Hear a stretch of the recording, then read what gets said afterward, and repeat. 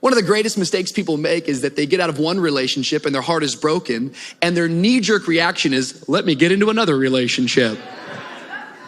I'm bleeding right now. Hey, come on over here and be my Band-Aid.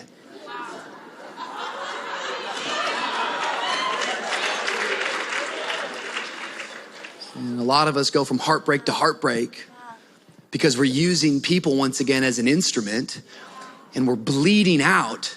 And so what we do is we say, I want to escape from this pain. And so what I'll do is I'll fill the holes of my life with a new infatuation, with new feelings. I'll fill it with romance. I'll fill it with sex. And for a moment, I can escape the pain. But in reality, all I'm really doing is reacting. I am not rebuilding. Some of you, your theme song for your love life is Jay-Z, I'm on to the next.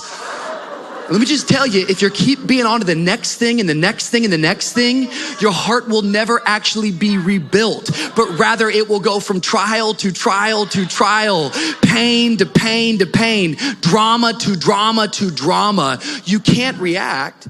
You have to rebuild. You actually have to rebuild. And when I think about a cast, the cast is restricting myself. If you just got out of a relationship, restrict yourself. Let yourself heal. Have some resolve to go some time and not just mask over the pain, but allow yourself to feel what's going on and to actually know what you want ahead. A cast, of course, it's resting the bone, but any doctor would tell you that while that bone is resting, there's two vital things that you must do in order to rebuild. The first is all about your intake. Everyone say intake. Intake.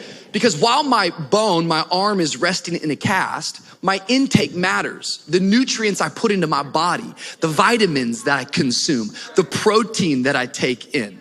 It's really important that while you're going through a season of heartbreak, that you make sure that you're managing and you're watching what you take into your life. What are you consuming tonight? You say, well, Rich, what should I consume? How about you start with God's word?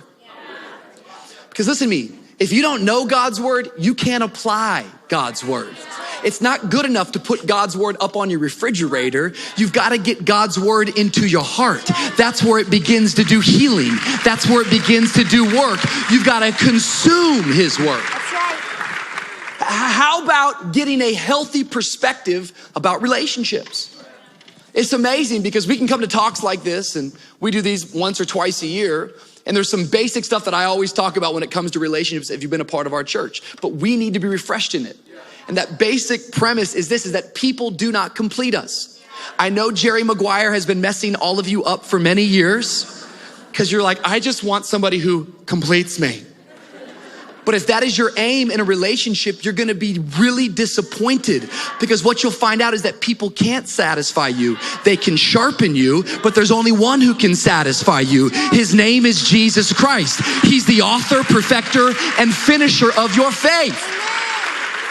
It's amazing because when our heart is broken, we're going, yes, Jesus is the one who binds up my wounds. But as soon as I get another relationship going on, we forget about Jesus. And we start to think that person, once again, is our all in all. And it disappoints us. If your heart's broken, why don't you start to take in a healthy perspective of a relationship? That we're to sharpen one another. That we're to run together, equally yoked. That we have a race, that we are partners together.